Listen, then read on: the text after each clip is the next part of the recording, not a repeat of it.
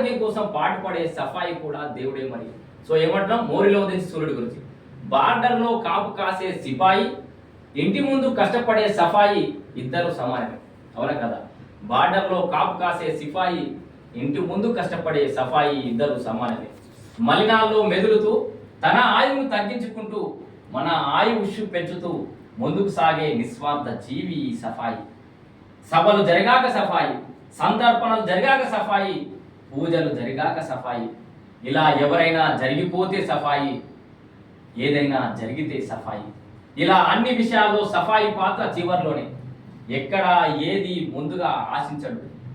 అయినా ఎందుకో ఈ సమాజానికి చిన్న చూపు. ఒక్కటి చెప్తున్నా, గుర్తుపెట్టుకోండి.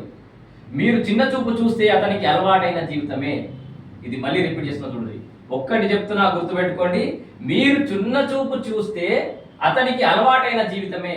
ఎందుకంటే సఫాయికి మీరు చిన్న చూపు చూడడం ఆయనకు అలవాటైన జీవితమే. కానీ అదే అతను చిన్నగా చూసి సేవ చేయడం మరిస్తే ప్రకృతి కన్నెర్ర చేసినట్టే. ఒక్కరోజు ఆయన సేవ చేయడం మానేసి మోరీలు పారిశుద్ధం ఎక్కడెక్కడ వదిలేస్తే ప్రకృతి కన్నెర్ర చేసినట్టే. ఇప్పటికే మీ మనసులు చెత్తకుండి, అటుపై మీ జీవితాలే చెత్తకుండిలా మారుతాయి. సో ఓ